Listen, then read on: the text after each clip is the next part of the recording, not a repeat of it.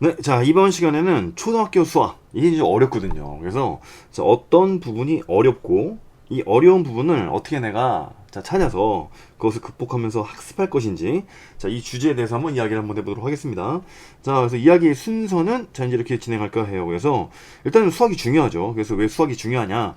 아, 이제 우리가 결국 이제 맨 마지막 공부를 해서 맨 마지막에 최종 목표라는 거는 내가 원하는 과에 내가 원하는 대학에 입학하는 것일 텐데 수학을 못하면 이게 이제 전체 학업의 성패가 나뉘기 때문에 그런 거죠. 그래서 자 이제 이 시간에 우리가 함께 이야기를 나누기로 했던 이 초등 수학이 뭐 때문에 어려운가 이 어려운 그 문제를 찾아서 자 문제 해결 그래서 하나 둘 세 차례 요 해결 방안의 관점에서 한번 그 해결 방안을 같이 한번 제시해 보고요. 그다음에 학년별로 또 이제 주의해야 될 중점 사항이 있잖아요. 요걸 이제 팁으로 드리면서 자 이야기를 마무리해 볼까 합니다. 자 그럼 이제 수학이 중요한 이유부터 말해 뭐예요, 그죠? 그래서 수학이 이 전체 학업의 성패를 나눕니다. 이거 극단적인 사례 한번 가져와 봤어요. 그래서 모든 과목을 다 잘합니다. 공부 잘해요. 근데 국사를 못하는 학생 A가 있습니다. 모든 과목을 다 잘하는데 수학을 못해요. 이 학생 B가 있습니다. 똑똑한 학생인데 학생 A는 어때요? 국사라는 건 이건 뭡니까? 이건 암기죠? 예. 국사를 못하면 예, 우리 이제 그 국사가 포함되어 있는 뭐 드라마라든지 아 이게 책으로 되어 있는 거를 내가 읽기 싫으면은 만화책을 본다든지 해서 어쨌든 기억하면 되거든요. 암기의 영역인데 이 수학은 뭐예요? 수학은 이해의 영역이죠. 이해도 이게 단계별로 계단별로 학습하는 계단식 학습 체계입니다. 그래서 계단 이렇게 올라가다가 갑자기 여기 계단이 끊어지면 그냥 바로 추락해요. 수포자가 아니에요, 수포자. 수학을 못한다는 얘기는 이 계단 1층부터 다시 이제 이걸 쌓아 올려야 되기 때문에 시간도 많이 걸릴 뿐더러 이 이해라는 거는 시간이 많이 걸리죠. 암기는 단시간에 우리가 뭐 벼락치기 이런 얘기 많이 하잖아요. 그죠? 단시간에 외울 수가 있지만 자 이해라는 건 시간이 많이 걸린다고요. 그래서 자 이 수학을 만약에 놓쳤다 그럼 내가 원하는 최종 목표를 이루기가 쉽지가 않습니다. 그런 점에서 이제 수학이 아주 무조건 중요하다는 얘기고요. 예. 자 그러면 이제 수학의 시작은 초등학교 수학. 그래서 초등 수학이 시작인데 이 초등 수학이 뭐가 어렵냐? 옛날에는 산수를 해서 산수. 근데 벌써 이제 초등학교에서 배우는 산수도 수학을 표시단 말이죠. 그래서 이게 왜 어려운지 그 이유를 한번 보겠습니다. 한 학기에 이 초등학생이 솔직히 경험도 없고, 그죠? 이제 뭔가 하나, 둘 배워나가는 시점인 건데, 우리나라의 초등 과정은 한 학기에 너무 많은 주제를 다룹니다. 6개의 주제를 다뤄. 챕터가 보통 6개니까. 그래서 뭐, 분수를 배웠다가, 소수를 배웠다가, 갑자기 미터를 센티미터로 환산하는 걸 배웠다가, 갑자기 삼각형이나 원을 배웠다가, 맨 마지막엔 또 갑자기 통계를 가르쳐 주잖아요. 그죠? 예.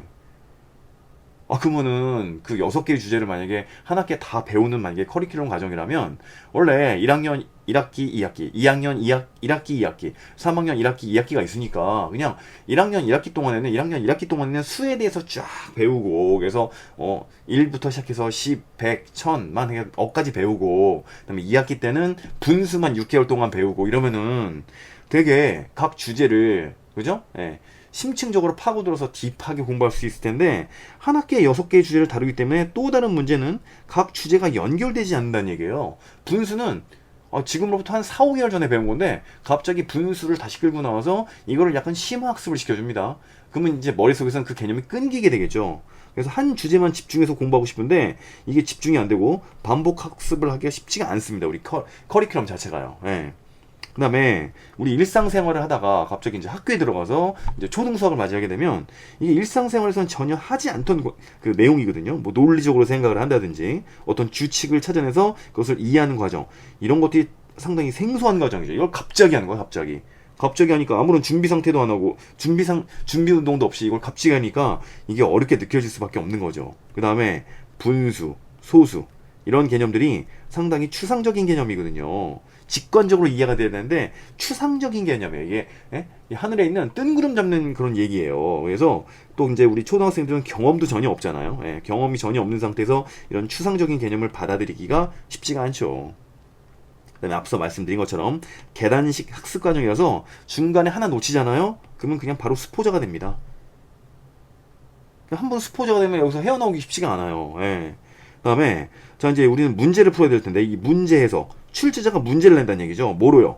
국어로. 근데 이 국어 해석하기가 더 어려워. 어떤 상황을 이해하고 이 상황에서 내가 이 수학적 수학적 개념을 적용해서 어떤 답을 도출하는 게 쉽지가 않습니다. 이게 이제 더 어렵게 만드는 거죠, 수학을. 자, 그러면 이제 현실은 또 어떤가?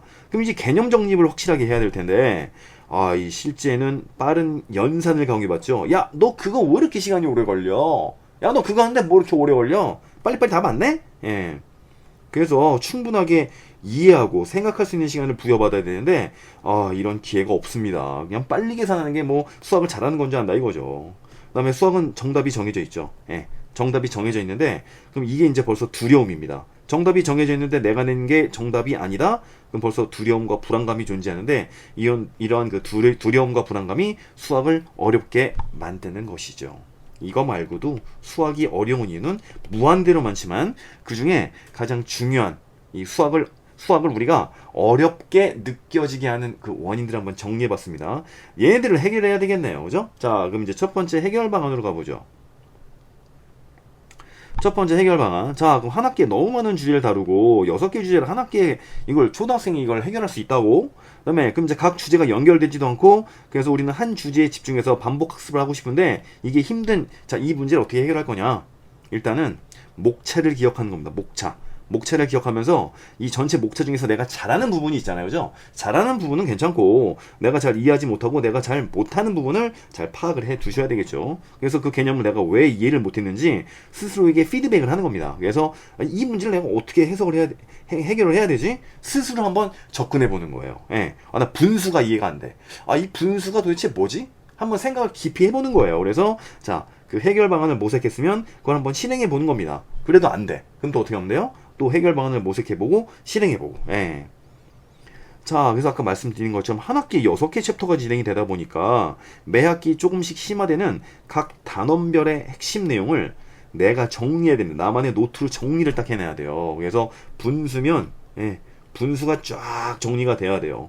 소수면 소수가 쫙 정리가 돼 있어야 되고요. 근데 이게 이제 1학년 1학기, 1학년 2학기, 2학년 1학기, 2학년 2학기 쭉 해서 6학년 2학기까지 분수가 다 정리가 되어 있어야 되는 거지. 이게 띄엄띄엄 배우거든요. 사실은 학년별로 다 이렇게 심화학습하는 과정처럼 보이지만 배우는 과정에서는 다 떨어져 있거든요. 이게 연결해서 자, 분수, 소수, 뭐 도형, 뭐 통계, 이렇게 내가 자, 우리 커리큘럼상 이렇게 떨어져 있는 거를 연결해서 나만의 노트로 정리해야 됩니다. 이렇게 정리하면 뭐가 좋을까요? 이 정리된 내용을 바탕으로 내가 문제를 해결하면서 계속 나 이 정리된 내용을 보강할 수 있겠죠. 나만의 자, 이 서머리를 반드시 만들어야 된다는 얘기예요. 예.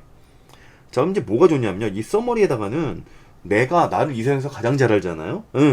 그래서 여기에 내가 잘 모르겠는 거, 내가 깨달은 거, 내가 문제를 풀면서 이건 나만의 정말 비법, 이런 것들 딱 적어 놓으면서 나만의 생각과 질문을 기록하면서 이걸 내가 서머리를 딱 가지고 있으니까, 우리 이제 보통 우리 시중에 나와 있는 그 교재 보면 어때요? 이게 두껍죠. 그게 되게 책도 커. 들고 다닐 수가 없는데 이거 내가 서머리로 정리하면은 한 학기, 그죠? 요거 한 2-3장 밖에 안 됩니다. 그죠? 그럼 이렇게 딱 정리가 돼 있으면 이제 제일 좋은 게 뭐예요? 반복을 할 수 있다는 얘기다, 반복. 그래서 우리 이제 행동학자들이 연구한 바에 의하면 한 똑똑한 사람들은 한 9번, 그다음에 저같이 이렇게 평범한 사람들은 한 21번 정도를 반복하면 그 개념을 완전 내 걸로 만들 수 있다고 하지 않아요? 그럼 이제 이렇게 생각이 정리된 요 서머리를 바탕으로 계속 이제 다양한 문제 풀이를 하면서 내가 이 개념을 정확하게 알고 있는 것인지 스스로 인지할 수 있다는 얘기죠. 너무 좋다, 그죠? 그럼 이렇게 하면 상당 부분이 해결될 것입니다. 자, 제가 여러분에게 권고드리는 첫 번째 해결 방안은 뭐예요? 뭘 만들어라? 나만의 서머리를 만들어라. 나만의 노트를 만들어라. 요겁니다. 자, 이제 두 번째 문제 해결 방식은요, 아까 우리 수학적인 개념 체계가 상당히 추상적이었죠. 그 다음에 이걸 어디다 쓰는 건지도 모르고 배워요. 우리 어른들도요, 이거 왜 이렇게 하는 거냐고 물어보면은 대답을 못하는 경우가 되게 많습니다. 그냥 관습적으로 외우는 거예요. 수학이 외우는 거. 그렇게 하면 안 됩니다. 그래서 될 수 있으면 드러내는 겁니다. 시각화. 그 다음에 내가 한번 경험을 해보는 거죠. 직접 경험 혹은 간접 경험 등을 통해서 이 수학의 개념 체계를 직관적으로 이해를 해야 됩니다. 직관적으로 이해한다는 얘기는 추상적으로 뭔가 붕 떠있는 개념을 내가 내 몸으로 혹은 내 눈으로 직접 확인해 보면서 아 이거는 당연히 이런 거지라고 이해하는 거예요. 그래서 논리적으로 생각하고 규칙을 이해하는 과정이 생소하고 분수, 소수, 추상적인 개념을 경험도 전혀 없는 상태에서 학습하다 보니까 어려운 점이 생겼고 자 이런 것들이 이제 계단식 학습 과정으로 계속 심화시켜 나가는데 중간에 이해가 안 되면 바로 수포자가 되거든요. 자 어떻게 해야 될까요? 시각화. 자 눈으로 보는 겁니다. 그 다음에 현실에 적용되는 경험 등을 통해서 직관적으로 수학의 개념을 이해하는 거죠. 그래서 이런 수학 개념이 이게 그냥 추상적으로 붕 떠가지고 내가 이걸 그냥 문제가 나오면 그냥 막 기계적으로 푸는 게 아니라 내가 삶을 살아가는 데 있어서 이렇게 적용이 돼서 자 여기서 이 개념이 쓰이는구나. 예. 그래서 그걸 어떻게 하면 돼요? 이걸 내가 이해했는데 이해한 걸 내가 설명할 수 있으면 그 완벽하게 이해된 거거든요. 설명할 수 있는 기회를 제공해야 됩니다. 그럼 설명을 잘 못하면 이해가 안 됐다는 얘기예요. 그래서 이해가 안 된 부분은 피드백을 해가지고 자, 그 기초부터 튼튼하게 다져나가야 되겠죠. 왜요? 계단식이거든. 계단식. 수학을 어떻게 이해해야 된다? 시각화하고 경험을 통해서 직관적으로 이해하는 학습 방법으로 바꿔야 된다는 얘기입니다. 그렇지 않으면 내가 뭘 하는지도 모르고 그냥 기계적으로 계산만 하는 그냥 계산기 같은 그런 학습을 하게 되는 것이에요. 그럼 나중에 이제 응용 문제가 나온다든지 어떤 상황 해결 문제가 나오면 전혀 문제를 풀 수가 없게 됩니다. 시각화와 경험을 통한 직관적인 이해. 너무나 중요한 문제 해결 솔루션이 되겠죠? 자, 그 다음. 자, 이것도 중요한 거예요. 그래서, 아니, 좀 틀리면 어때? 틀릴 기회를 주자. 틀리는 게 잘하는 거예요. 자, 그래서 이제 수학인데, 수학이 이게 국어가 동반된다. 문제가 국어로 나오는데, 여기 출제자가 있습니다. 출제자가 문제를 낸다고요. 출제자가 문제를 냈는데 이게 이제 국어로 문제를 냅니다. 이 안에는 수학 개념 체계가 포함된 문제겠죠. 그래서 국어로 상황 주는 거야. 상황. 이런 상황에서 이런 상황이라면 당연히 이런 수학 개념을 떠올려야 되겠지. 그래서 적용해서 내가 원하는 답을 내봐 이거거든요. 그러면 이 문제를 푸는 우리 학생은요. 학생은 이 국어로 된 요 상황을 읽고 요 개념 체계를 떠올려야 되겠죠. 그래서 얘를 여기에 적용해서 정답을 내야 될 텐데 이 국어가 안 되니까 이 수학 개념을 여기다 써야 된다는 그 생각조차가 자 확장이 안 되는 거죠. 개념이 중요한 건데 개념보다 빠른 연산. 그래서 빠르게 계산해. 이걸 왜 틀려? 이걸 왜 이렇게 오래 걸려? 충분한 이해할 시간과 생각의 시간을 주면서 정답이 정해져 있거든요. 그럼 틀리는 건 누구나 다 두려운 건데, 그죠? 야, 틀려도 괜찮아. 틀린 다음에 이해하면 더 잘 이해돼. 라는 어떤 여유를 주는 거죠. 그 상황 자체를, 야, 잘 틀렸다, 이거. 이거 틀려보니까 어때? 그래서 이렇게 수학을 공부하는 어떤 그 백그라운드를, 자, 자꾸 틀리면 안 돼. 너 이거 왜 틀렸어? 이렇게 하면 안 됩니다. 문제를 정확하게 읽고, 출제자가 제시하는 상황을 이해하는 이 학습 과정이 반드시 요구가 되는 것이고요. 그 다음에 개념을 충분히 이해할 수, 문제 많이 푸는 거 중요하지가 않습니다. 문제를 많이 풀면 뭐예요? 기계적으로 아무것도 모르고 문제만 풀고 있는 건데, 그죠? 개념을 충분히 이해할 수 있도록, 자, 이 개념 파악에 더 많은 시간을 투자를 해야 되겠고요. 그 다음에 틀릴 수 있는 자유를 부여해야 됩니다. 틀렸어. 근데 이해가 되잖아요? 더 정확하게 이해가 된다는 이런 인식을 공유해야 합니다. 실제 시험에서 틀리면 안 되겠죠. 이거는 자, 언제 틀릴 자유가 있는 거예요? 평상시에 공부하고 연습할 때 실제 시험에서 틀리면 안 되고 그죠? 자, 그래서 이렇게 세 가지의 솔루션을 한번 제시해 봤는데요. 이렇게만 돼도 초등 수학을 좀 더 자기 주도적으로 공부할 수 있을 것 같습니다. 그렇죠? 자, 그럼 이러한 그 배경 하에서 수학을 공부하면서 자, 이제 우리는 과정이 있단 말이죠. 그래서 이 학년별로 수학을 학습할 때 중점 사항이 있습니다. 그래서 초등학교 1, 2, 3학년 요렇게는 이제 기초 과정이죠, 사실. 그래서 수의 개념과 확장, 연산의 기초 확장, 문제 해결과 추론을 시작하는 단계입니다. 그래서 초등학교 1학년은 수의 크기를 비교하거나 십식 묶는 것의 중요성. 여기서 이제 파생되는 게 받아올림과 내림이 되는 것이죠. 초등학교 1학년 때는 이제 초등학교 2학년에겐 너무나 무시무시한 이제 시계가 등장하고요. 100을 넘어가는 수. 그다음에 이제 향후 이제 진행될 곱셈과 나눗셈의 기초가 되는 곱셈 99. 요 99단을 내용을 논리를 이해하면서 정확하게 암기가 되어 있어야 되겠죠. 초등학교 3학년에서는 이제 여기서 배운 내용 바탕으로 곱셈과 나눗셈, 그다음에 이제 분수라는 개념을 익히시면서 단위 환산이라는 개념으로 그 기초를 1, 2, 3학년 때 쌓으시고, 자, 4학년과 5학년이 되면 이제 뭐가 나와요? 분수와 소수를 연산할 줄 아셔야 되겠죠. 그 다음에 수의 감각을 좀, 자, 다양한 방면으로 익히셔야 되겠고, 도형, 측정, 자료 처리 등의 이제 중요한 개념들이 등장하는 게 초등학교 4학년과 5학년. 그래서 4학년 같은 경우에는 분수의 크기를 비교할 줄 아셔야 되겠고, 소수의 개념을 잡으면서 복잡한 나눗셈을 할 줄 아셔야 됩니다. 그죠? 네, 세상은 이제 각도로 이해할 수 있어야 되겠고요. 각도의 개념을 잡아야 됩니다. 초등학교 5학년에는 자, 분수의 사칙 연산을 능수능란하게 할 줄 아셔야 되겠고, 그 가운데 자, 이제 통분이라는 개념이 있는 거죠. 소수의 개념, 그다음에 우리 확률과 개취에서 이 평균이라는 개념을 잘 잡으셔야 되겠습니다. 자, 이제 초등학교 수학을 종합 정리하면서 중학 수학의 기초로 연결되는 이 초등학교 6학년은 너무나 중요하죠. 네.